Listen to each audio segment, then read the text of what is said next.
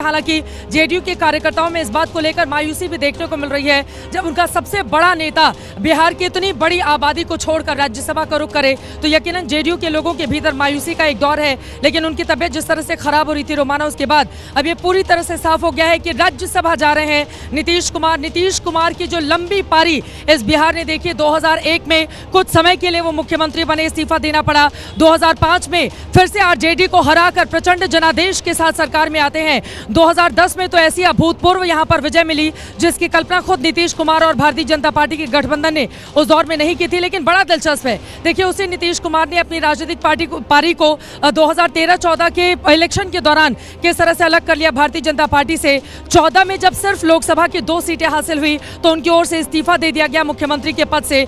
2015 में फिर से वो सत्ता में आते हैं आरजेडी के साथ लड़के। 2017 में वो छोड़ देते हैं आरजेडी को, बीजेपी के साथ जाते हैं। 2020 में वो भारतीय जनता पार्टी के साथ चुनाव लड़ते हैं, लेकिन तीसरे नंबर की 43 सीटों के साथ पार्टी बनती है जेडीयू, लेकिन नीतीश कुमार ही मुख्यमंत्री बनते हैं। 2022 में फिर से मनमुटाव के बाद उनकी ओर से बीजेपी से नाता तोड़ लिया जाता है, आरजेडी के साथ जाते हैं और उसके बाद फिर से भारतीय जनता पार्टी के साथ उनकी इस पारी को हमने देखा।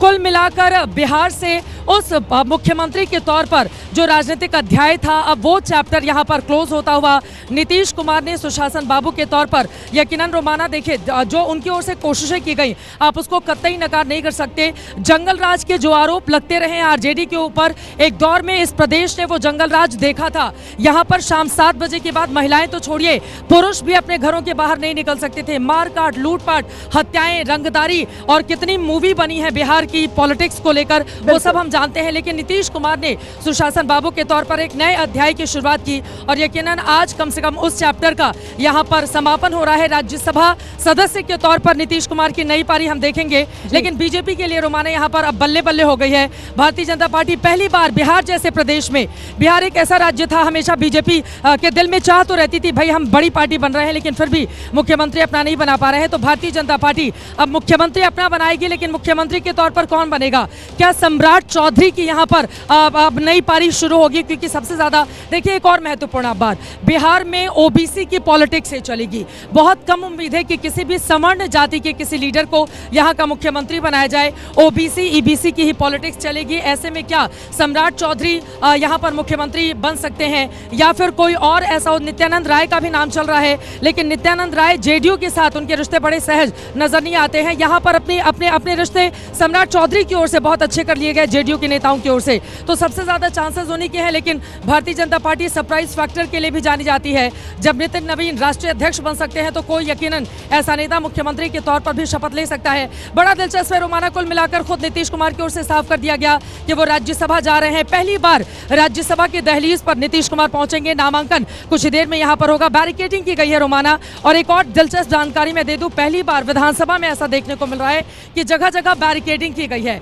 विधानसभा के भीतर जाकर पत्रकार रिपोर्टिंग करते थे, उनको बाहर ही रोक दिया गया और विधानसभा के बाहर भी बैरिकेडिंग लगा दी गई है। इस बात की आशंका थी कि अगर जेडीयू के कार्यकर्ता यहाँ पर नाराजगी जताते हुए हंगामा करते हुए आए तो उनको रोक दिया जाए। यहाँ पर देखिए ये कार्यकर्ता पीछे, आपको यकीनन इनके चेहरे पर मायूसी है। नीतीश कुमार इनके सबसे बड़े नेता थे और अब वो राज्यसभा जा रहे हैं तो फिर उनकी ओर से खुद ही ऐलान कर दिया गया। आप तो बड़े बुजुर्ग हैं, सालों से साथ रहे होंगे, तो खुश हैं आप लोग?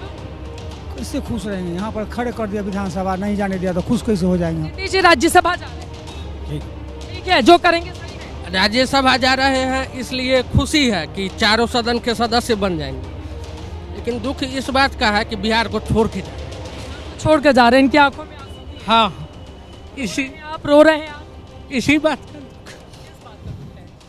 छोड़ के जा रहे हैं, इसी बात का दुख। नहीं जाना चाहिए।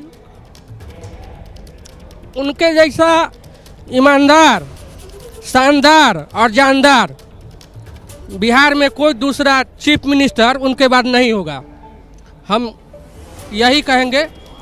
हम कर्पूरी ग्राम से आए हैं। आज हमारे ग्राम यहाँ पर अलग अलग हिस्सों से नेता लोग आए हुए हैं। बड़े मायूस हैं आप लोग। अब तो नीतीश जी राज्यसभा कभी गए नहीं थे, पहुंचे, जोश में होना चाहिए। क्यों मायूस हैं आप लोग? मायूस हैं जो हम लोग जो मैंडेट दिए थे पूरे बिहार के जनता नीतीश कुमार को दिए थे 2025 फिर से 30 तक नीतीश, तो नीतीश जी जनता के साथ धोखा देने का काम कर रहे हैं। कौन धोखा दे रहा है? नीतीश जी धोखा दे रहे हैं। नीतीश जी ही धोखा दे रहे हैं। नीतीश जी के साथ है, तो नीतीश जी के साथ है, तो नीतीश जी को बिहार को रखना में रहना चाहिए, बिहार को देखना। बीजेपी का मुख्यमंत्री नहीं चाहिए? एनडीए गठबंधन है तो उनका भी चाहिए, गठबंधन में है तो देखिए, बड़ा मतलब फंसे हुए बेचारे जेडीयू के नेता क्या करें, लेकिन यहाँ पर आप देख पा रहे हैं जो उत्साह होना चाहिए वो उत्साह इन लोगों के भीतर नजर नहीं आता है। हालांकि जेडीयू के कार्यकर्ता बीजेपी या आरजेडी के कार्यकर्ताओं के मुताबिक अगर तुलना करेंगे तो थोड़ा कम बोलते हैं, वो बड़े सहज रहते हैं, वो उस तरह से खुलकर अपनी बातों का इजहार भी नहीं करते। लेकिन एक तरह की मायूसी रोमाना यहाँ पर जरूर जेडीयू के कार्यकर्ताओं के भीतर देखने को मिल रही है।